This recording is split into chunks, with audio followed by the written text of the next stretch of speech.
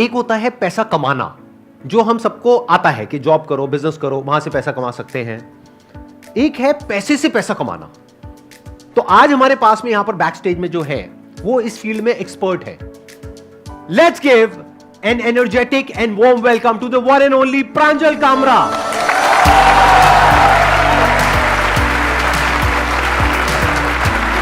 अरे अरे ये सब मत करो यार, ये सब मत करो, गले मिलो आप।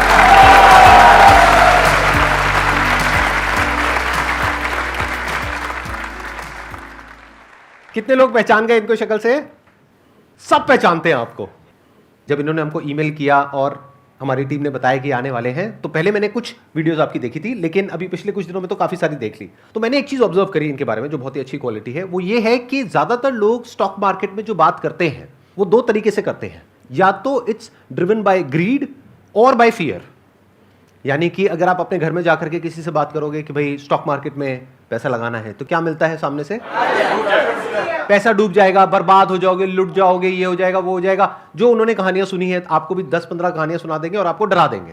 तो या तो लोग डर से ऑपरेट करते हैं। दूसरी एक एक्सट्रीम है जो मैंने देखा यूट्यूब पे बहुत लोग कर रहे हैं, वो है डेली बेसिस पे आपको टिप देते रहते हैं कि आज ये खरीद लो, ये कल इतने का हो जाएगा, परसों इतने का हो जाएगा। उनसे पूछो आपने खुद खरीदा है? तो वो खुद नहीं खरीदते, टिप देते हैं और फिर लोग फंस जाते हैं। इसको बोलते हैं स्पेक्यूलेशन। पर जो स्टॉक मार्केट का असली मतलब है वो है कि आप एक कंपनी के अंदर शेयर होल्डर बन रहे हो। मतलब उस कंपनी के जब आपके पास में शेयर्स आते हैं तो एक्चुअल में आप मालिक हो उस कंपनी के। तो ये बात समझाने का काम ये कर रहे हैं और बहुत अच्छे से कर रहे हैं। मैं सोचा था कभी आपका ऑटोग्राफ मिल जाएगा, कभी दूर से भी दिख जाओगे ना तो बहुत बड़ी बात हो जाएगी। इससे अच्छा क्या हो सकता है? सो जब मेरी कलीग ने, हमने रिक्वेस्ट भेजी यहाँ आने की, मेरी कलीग ने बोला कि संदीप माहेश्वरी डन, तो कहा क्या बात कर रही है। उतना एक्साइटमेंट मैंने ऑफिस में भी कभी नहीं दिखाया है और दिस इज अनबिलीवेबल सर।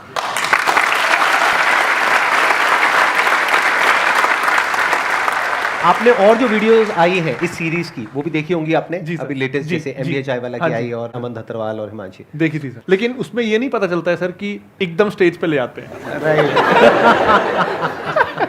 आपको एक मजे की बात बताता हूँ, ये सीधा अभी मेरे को डायरेक्टली यहाँ पर स्टेज पे मिल रहे हैं। हम पहले से इसलिए नहीं मिले ताकि स्पॉन्टेनिटी बनी रहे, क्योंकि अगर हम पहले से मिल लेते, आधी से ज्यादा बातें कर लेते, फिर यहाँ पे आकर के एक्टिंग करनी पड़ती। अच्छा, आपका इसके बारे में क्या ख्याल है? तो वो नकली हो जाता है। अभी जो कुछ होगा असली होगा। आप लोग मुझसे पहली बार मिल रहे हो यहाँ पर, पहले हम कभी नहीं मिले। कितने हैं जो पहली बार मेरा लाइव सेशन अटेंड कर रहे हैं? ऑलमोस्ट सब। और ये भी तो ये भी पहली बार मेरे से मिल रहे हैं। तो जो भी होने वाला है वो रियल होने वाला है और स्पॉन्टेनियस होने वाला है। जो भी आप खुल करके इनसे पूछ सकते हैं। बीच बीच में मैं अपने भी जो थोड़े से थॉट्स हैं, ओपिनियंस हैं, वो आप लोगों के साथ में शेयर करूंगा। मेरे को आप कह सकते हैं कि मैं एक्सपर्ट तो नहीं हूं इस फील्ड में, लेकिन मैं एक इन्वेस्टर हूं। मैं खुद एक्टिव इन्वेस्टर हूं, तो मैं अपने जो थॉट्स हैं वो आप लोगों के साथ में बीच बीच में शेयर करता रहूंगा। सर, स्टार्टिंग पॉइंट क्या हो इन्वेस्टिंग का? जैसे मैं 5 साल से अर्न कर रही हूँ, कभी भी मैं कहीं इन्वेस्ट करती हूँ, I ask for opinion of people, या फिर कुछ वेबसाइट्स हैं जाके रैंक्स देख रहे होते हो किस में क्या करना है, पर वो सेटिस्फेक्शन नहीं होती। बिकॉज लाइक मैं डेली ट्रैक नहीं करना चाहती और वहीं एक बार डाल के and I look after years. So starting point क्या हो मेरे जैसे इंसान के लिए, मतलब इन्वेस्टिंग का? सो मैम, स्टार्ट जब करते हैं तो मैंने जो देखा है लोगों में कि अगर कोई डॉक्टर है बाय प्रोफेशन तो वो ना फार्मा छोड़ के सब में इन्वेस्ट करेगा। कोई अगर आईटी इंजीनियर है तो वो आईटी कंपनी छोड़ के सब में इन्वेस्ट करेगा। इसके पीछे का रीजन क्या है कि हमको ना उस इंडस्ट्री का वर्स्ट पता होता है। हमको पता होता है बाहर से बड़ी अच्छी कंपनी लग रही है, अंदर से मेरे को पता है उसमें क्या होता है। जहां भी हम काम करते हैं हमको ये पता होता है। और ना उस चक्कर में एक बायसनेस आ जाता है, फेमिलियरिटी बायस, कि मैं इसको जानता हूं, मेरे को इसमें क्या गंदा है क्या अच्छा है पता है, तो मैं वहां इन्वेस्ट कर लेता हूं जहां का मेरे को कुछ नहीं पता है, वहां सब अच्छा अच्छा लग रहा है। लेकिन हम ये भूल जाते हैं, जब हम जॉब पे नहीं आए थे तो हमको ये कंपनी में भी सब परफेक्ट लगता था, अंदर से पता चला कि गड़बड़ है। तो हम कई बार दूसरी इंडस्ट्रीज के प्रति जो हमारा नेग्लिजेंस है उससे मान लेते हैं कि वो इंडस्ट्रियों में, हमारी इंडस्ट्री से वो इंडस्ट्री अच्छी है। तो whenever you are starting, anyone who's starting, stick to 2 industries. एक जो आपका प्रोफेशन है, दूसरा जो आप एज अ कंज्यूमर यूज करते हो। इन्वेस्टिंग को कई बार बहुत कॉम्प्लेक्स किया जाता है because that's how intermediaries earn, that's how everyone around you will earn. कि it's complex, so you need software, you need guides, you need courses, you need advisors, and the entire industry runs on it. But ultimately, it's being a partner in what you consume.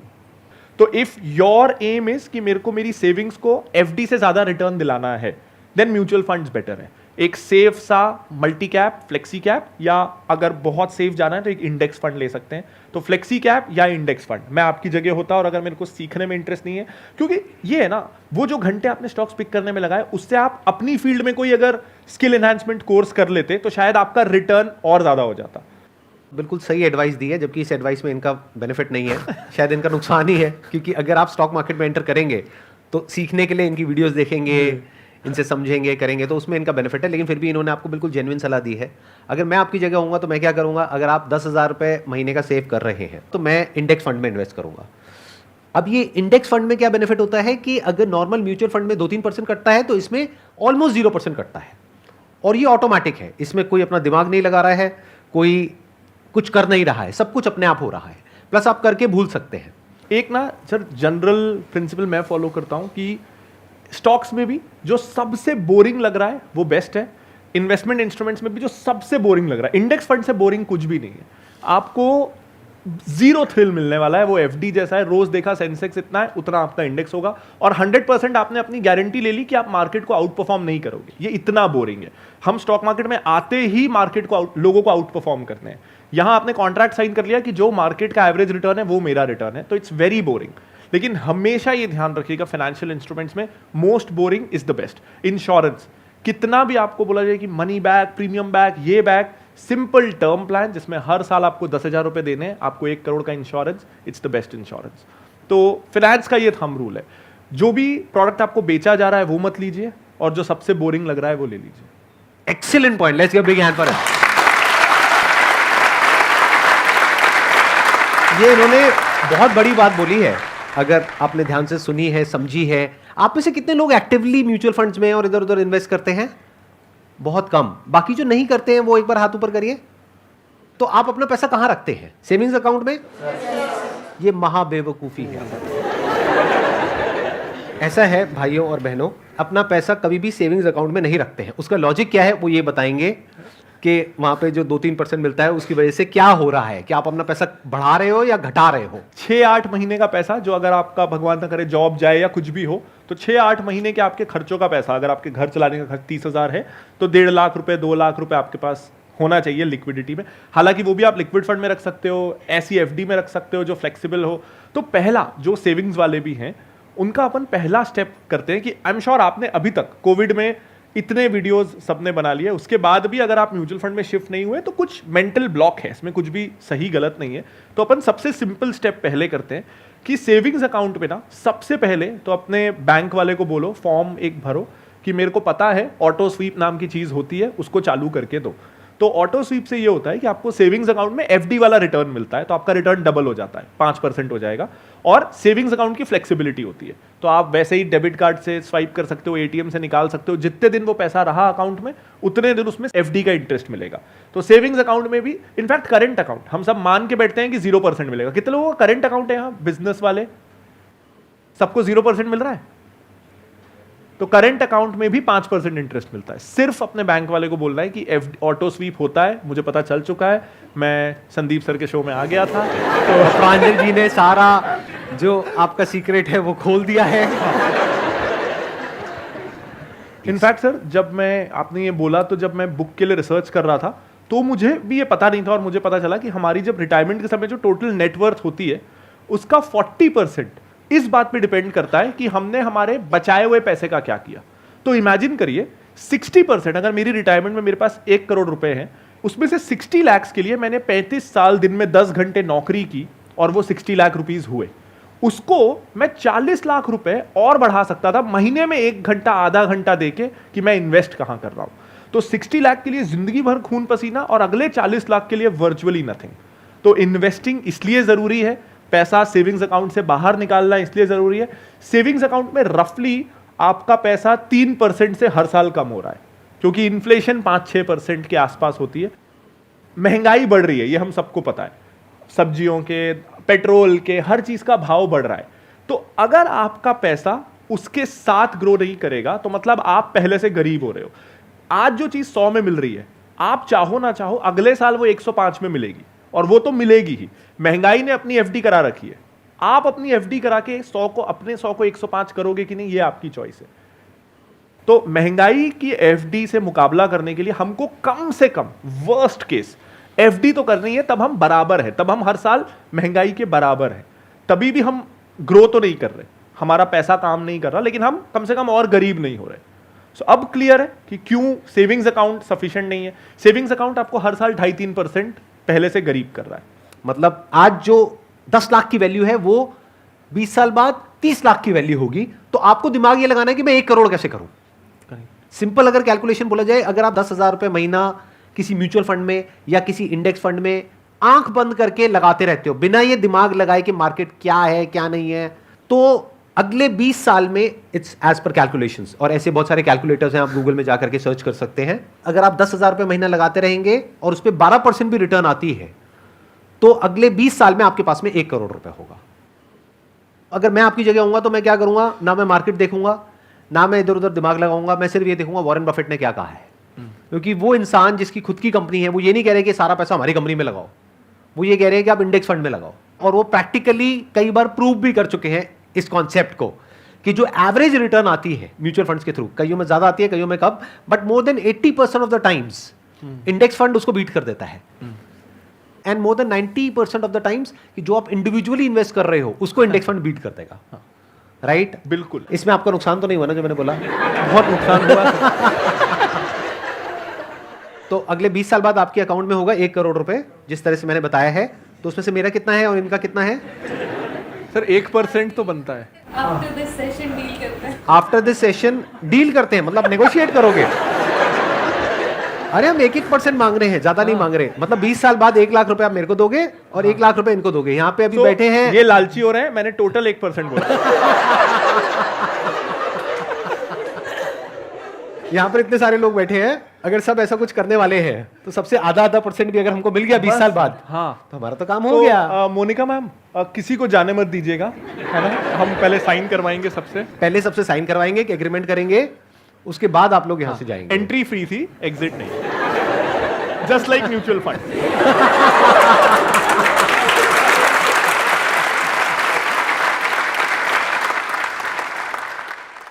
Sir, actually, I'm software engineer and I'm dealing with options on working on a daily basis on intraday. तो office 2-3 बजे के बाद start होता है, then early morning I always do intraday. So sir you are investor, so sir what's your way, I am on right track? Right और wrong कुछ नहीं है। इन जनरल अगर मैं ब्रॉडली रिस्क एनालिसिस करूं, तो बिजनेस एक एसेट है, वो प्रॉपर्टी के जैसा है। तो प्रॉपर्टी का प्राइस ना रोज ऊपर नीचे नहीं होता है।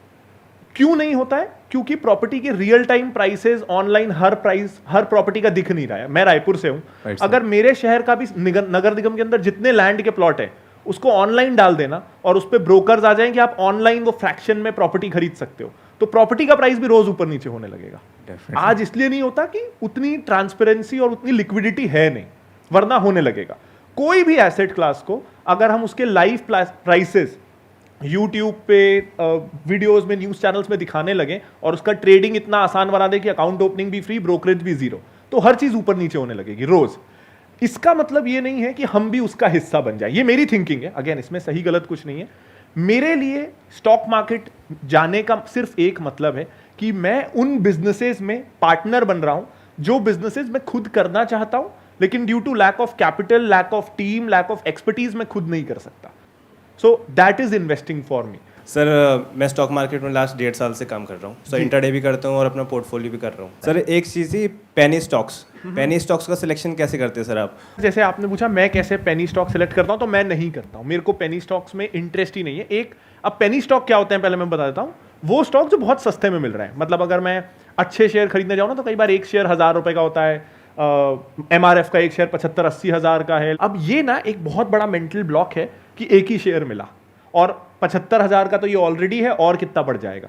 हमको लगता है कि 75,000 की चीज 5 लाख थोड़ी हो जाएगी, 1 रुपए का शेयर 5 लाख हो सकता है। तो मेरे पास 1 लाख रुपए है ना, तो मैं 1 रुपए वाले 1 लाख शेयर्स ले लेता हूं। मेरे पास 1 लाख यूनिट आ गए, क्वांटिटी, हमको क्वांटिटी अच्छी दिखती है कि 1 लाख, और ये लगता है कि ये बढ़ सकता है। 1 का 2 भी हो गया ना तो पैसा डबल, और ऐसा लगता है कि 1 का 2 आसानी से हो सकता है, 75,000 वाला 1.5 लाख आसानी से नहीं हो सकता। ये एक माइंडसेट रहता है। अब ना यहाँ पे हम रियल वर्ल्ड से इसको कंपेयर करते हैं कि आप सोना खरीदोगे तो 50,000 का जरा सा एक सिक्का मिलेगा, लोहा खरीदोगे तो मतलब उठाने के लिए कुली करना पड़ेगा। तो हम लोहा खरीद के खुश तो नहीं होते, देखो मैं कितना सारा लोहा लाया, और जो सोना, छी इतना सा लाया, ऐसा नहीं करते ना। हमको पता है कि सोने की वैल्यू है और लोहा ही रहेगा, वो सोना नहीं होगा। सबसे पहला सवाल यह है कि कोई चीज अगर 1 रुपए की है तो क्यों है, उसके पीछे बहुत सारे रीजंस होंगे, वरना वो 1 रुपए में क्यों है। अच्छा, मैं थोड़ा सा यहाँ पे ऐड कर सकता हूँ पेनी सर, स्टॉक से रिलेटेड। हजारों में से कोई एक कंपनी होती है जो 1 रुपए से बढ़ करके 100 रुपए हो गई या 1000 रुपए हो गई, और हमारा दिमाग यही चलता है कि मेरा भी हो सकता है। सेम जैसे लॉटरी के केस में होता है, सेम जैसे गैम्बलिंग में होता है। करेक्ट। कि वो गैम्बलिंग में अमीर हो गया। मेरी एक बात ध्यान से सुनना, और अगर हो सके तो इसको याद रखना, ये थोड़ी सी अलग है उससे जिस तरह से हम लोगों का माइंड ऑपरेट करता है। मेरा गैम्बलिंग का सीधा सा उसूल है, मतलब इसका मतलब ये नहीं कि मैं गैम्बलर हूं, लेकिन अगर मैं कभी खेलता हूं कैसीनो में जा करके, तो मेरा सीधा सा उसूल है कि मैं जीत करके नहीं उठूंगा, क्योंकि गैम्बलिंग में वो हारता है लॉन्ग टर्म में जो शॉर्ट टर्म में जीतता है। गोवा में एक कैसीनो में हम गए और वहां पर 1000-2000 रुपए से शुरू किया, 75,000 रुपए आ गए। उसके बाद मेरे पास में 2 ऑप्शन थे। सारे जो प्रोफेशनल गैम्बलर्स होते हैं ना वहाँ पे, जुआरी, वो आ गए मेरे पास में, यहाँ पे कान के पास, इतना पास आ जाते, गंदा लगता है कई बार पीछे से। आप कभी गए हो कैसीनो में? आपने देखा होगा क्या माहौल होता है, बदबू आ रही है दारू की, इसकी उसकी, और आ करके उठ जाओ निकल जाओ, बहुत है 75,000 रुपये कम नहीं होते हैं, आपका खर्चा निकल जाएगा होटल का, निकल जाओ। उधर से कोई आ रहा है, कोई कुछ राय दे रहा है, कोई कुछ राय दे रहा है। मैंने कहा भाई मेरा उसूल है, मैं गैम्बलिंग का पैसा 1 रुपए भी रख ही नहीं सकता हूं, क्योंकि गैम्बलिंग क्या है, गेम है। जैसे कोई गेम खेलने जाते हो, जैसे किसी अम्यूजमेंट पार्क में गए, तो वहां जाकर के ये पूछते हो कि भैया मेरे को कितने पैसे मिलेंगे, पैसे देते हो ना। तो ऐसे ही गैम्बलिंग को देखो, ये बातें मुश्किल से समझ आएंगी, बट अगर आ गई तो लाइफ में बहुत आगे जाओगे। गैम्बलिंग में वो नहीं हारता है जो हारता है, वो हारता है जो शॉर्ट टर्म में जीतता है, क्योंकि फिर वो कुछ बहुत बड़ा हारता है लॉन्ग टर्म में। ये जो 100 गुना है, 200 गुना है, 500 गुना है, इस सारे फंडों से बाहर आ जाओ। इस चक्कर में जो है वो भी जाएगा हाथ से।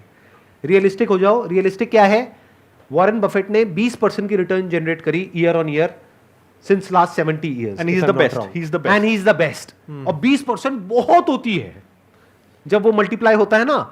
तो मेरी जो एक्सपेक्टेशन है वो है कि जो इन्फ्लेशन है उससे मुझे 5% ऊपर चाहिए। तो मानो आज अगर 7% है, 12% की रिटर्न आ जाती है, मैं बहुत खुश हूं। तो दिमाग ये लगाओ कि 12% कैसे आए, 15 कैसे आए। इन चक्करों में मत पड़ो कि मैं इसको इतना मल्टीप्लाई कर दूंगा, उसमें पड़ गए तो फंस जाओगे। हाँ, छोटा मोटा अमाउंट जो है आपकी सेविंग का वो आप लगा रहे हो, उसमें कोई दिक्कत नहीं है। बिल्कुल ऐसा है, आपने लाख रुपए महीने का कमाया, उसमें से 2,000 रुपए की लॉटरी की टिकट खरीद ली, दैट इज ओके। लग गई तो लग गई, नहीं लगी तो नहीं लगी। इस माइंडसेट से कर रहे हो तो ठीक है। बट अगर अपने आप को ये समझ करके कर रहे हो कि किसी और ने नहीं देखा इस स्टॉक को, मैंने डिस्कवर किया है और अब मैंने इस पे पैसा लगाया, अब देखो क्या होगा, आज ये 1 रुपए का है, कल 100 रुपए का होगा। अरे भाई 1 रुपए का 10 पैसे का भी हो सकता है। और स्टॉक मार्केट में सबसे जो मुश्किल काम है ना, बताना मैं ठीक कह रहा हूं या गलत कह रहा हूं, वो ये नहीं है कुछ करना, वो है कुछ ना करना। ये जो खुरक होती है ना हमारे अंदर, खुरक वर्ड पता है, बहुत ही प्यारा वर्ड है। एक तरह की खुजली होती है यहां पर, तो अंदर खुजली होती है, स्टॉक नीचे जा रहा है, ऊपर जा रहा है, ये हो रहा है, वो हो रहा है। तो इसको इग्नोर करके टिके रहना अपनी लॉन्ग टर्म विजन के ऊपर, लॉन्ग टर्म स्ट्रैटेजी के ऊपर, ये सबसे मुश्किल काम है। यानी स्टॉक मार्केट में अगर आप कुछ नहीं करते हो ना, जो मैंने आपको बोला है, बस उतना करते हो, यानी इंडेक्स फंड में हर महीने 10,000 रुपए लगाया और शांति से बैठ गए, 20 साल बाद आपके अकाउंट में 1 करोड़ रुपए होगा। गारंटी नहीं है मेरी, लेकिन पॉसिबिलिटी बहुत ज्यादा है। और ये है, अगर 12% की रिटर्न आई, अगर ज्यादा आ गई 15%, 20% एवरेज आउट करने के बाद में, तो उससे ज्यादा भी हो सकता है। 1.5 करोड़ भी हो सकता है, 2 भी हो सकता है, but there is a strong possibility, I think around 99% possibility कि अगर दुनिया ही खत्म ना हो जाए, कोई धूमकेतु आकर के टकरा जाए या कोई बहुत बड़ी वॉर हो जाए, कुछ हो जाए, तो तब पैसा बढ़ा के भी क्या करोगे? तब पैसे का क्या करोगे?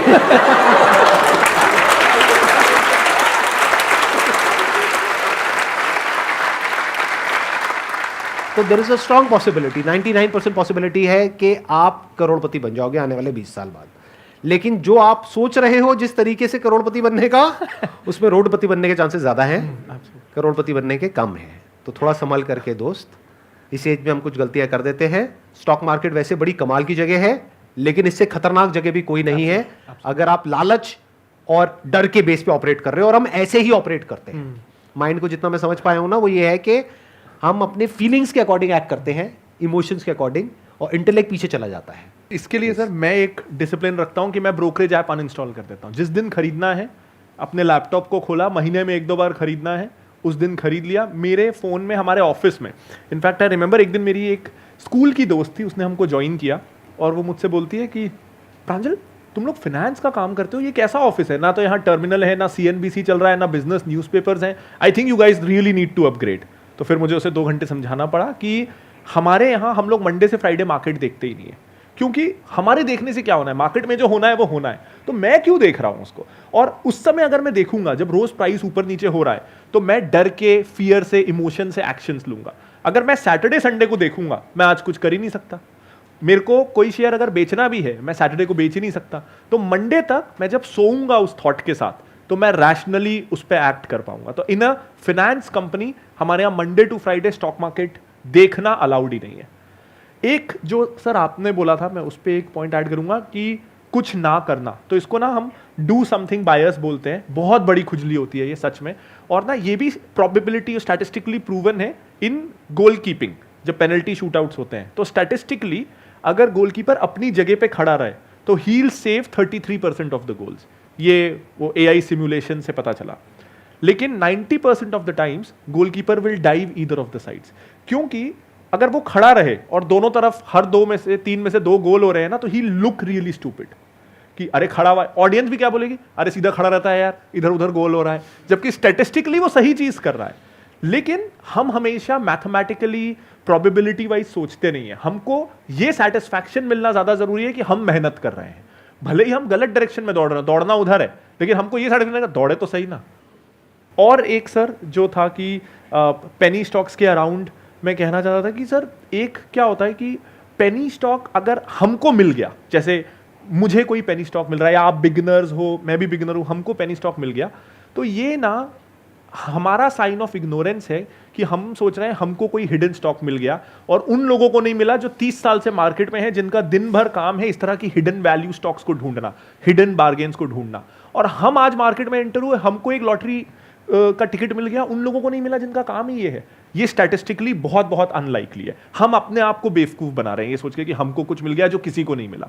अगर 1 रुपए की कोई अच्छी कंपनी है, मोस्ट प्रोबेबली वो आपको लास्ट में पता चलेगी। आपको क्यों पता चलेगी? आपके ना ब्रोकर से कांटेक्ट है, ना कंपनी के ओनर से कांटेक्ट है, ना PMS से कांटेक्ट है, बैंकर्स से नहीं। आपको कैसे पता चलेगा? आपको सिर्फ वही पता चलेगा जो गलत लोग आप तक पहुंचा के आप पे डंप करना चाहते हैं। तो आपको इंफॉर्मेशन अगर मिल रही है तो वो आप तक पहुंचाई जा रही है, आपको मिली सही तरीके से नहीं है।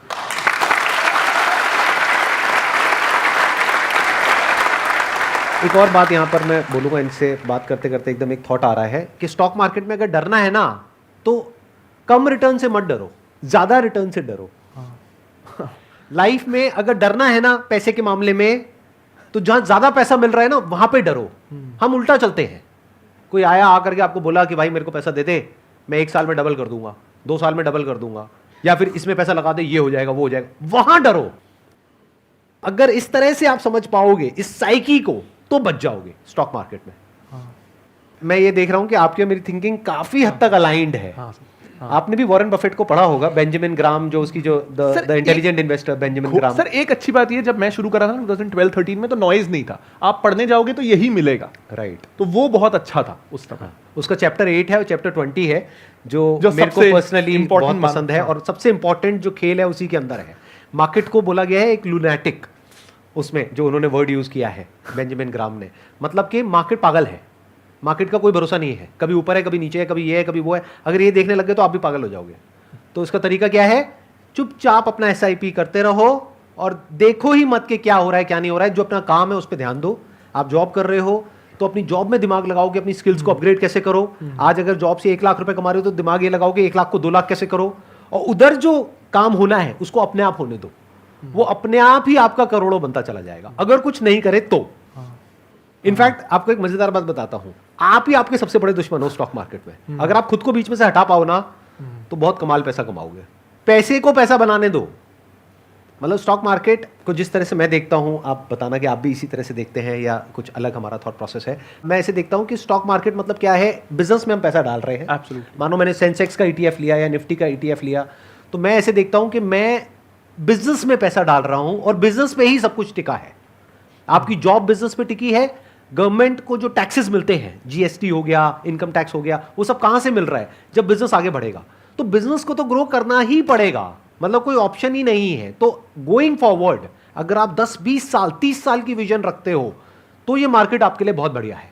एंड दैट वे हम गोल्डन जनरेशन है। मतलब 50s 60s जो यूएस में हुआ, 70s 80s जो जापान में हुआ, India is ready in the cusp of growth. अब इंडिया की फिनोमिनल ग्रोथ के लिए हम रेडी हैं। कोई भी देश ना ग्रो तब करता है जब बेस लेवल इंफ्रा रेडी हो, ताकि सारी दुनिया आके उस पर इन्वेस्ट कर सके। आज जोमैटो हो, ओला हो, उबर हो, वो सिर्फ क्यों इसलिए वर्क कर पा रहे हैं कि हमारे पास इंटरनेट का बेस इंफ्रास्ट्रक्चर रेडी है, हर किसी के हाथ में 4G है।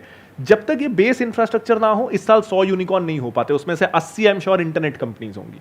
तो अब इस देश में बेस इंफ्रास्ट्रक्चर रेडी है कि आपके पास अब सड़कें हैं, हाईवे हैं, अब एयरपोर्ट्स हर जगह हैं, अच्छा इंफ्रास्ट्रक्चर है, फास्ट ट्रेन्स आ रही हैं। तो यहां से ग्रोथ आनी ही है। हमारी population now it's an advantage for us, young population है। सो अब क्यों कोई बाहर का जो डेवलप्ड देश है वहां की कंपनियां क्यों इंडिया में पैसा नहीं लगाएंगी? देयर इज नो रीजन कि वो पैसा ना लगाएं। Everything that they want, that they needed, that they were waiting for कि इंडिया में ये हो जाए तो हम पैसा लगाएं, अब वो चीजें अवेलेबल हैं। सो दैट वे हमारी जनरेशन बहुत सही है and we shouldn't miss out on ये वाली ग्रोथ, चाहे म्यूचुअल फंड चाहे stocks, but we shouldn't miss out on this growth. और प्लस एक और बात मैं यहाँ पे ऐड करना चाहूँगा कि आज हमारे पास में डेटा भी है। पहले हमारे पास में इतना डेटा नहीं था। 2002 में सेंसेक्स का जो लेवल था दैट वाज अराउंड 3000, अभी गया था 60,000 पे। कितना हो गया? 20 गुना हो गया। कितने साल में? 20 साल में। तो हिस्टोरिकली अगर आप देखोगे तो स्टॉक मार्केट हमेशा आउट परफॉर्म करता है किसी भी एसेट क्लास को बाय अ गुड मार्जिन। तो इट मेक्स कंप्लीट सेंस कि आप इसमें पैसा लगाओ। और वो कैसे लगाना है?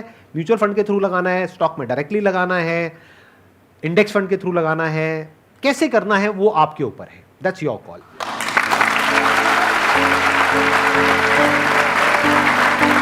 अच्छा, आपके लिए एक छोटा सा गिफ्ट है हमारी तरफ से।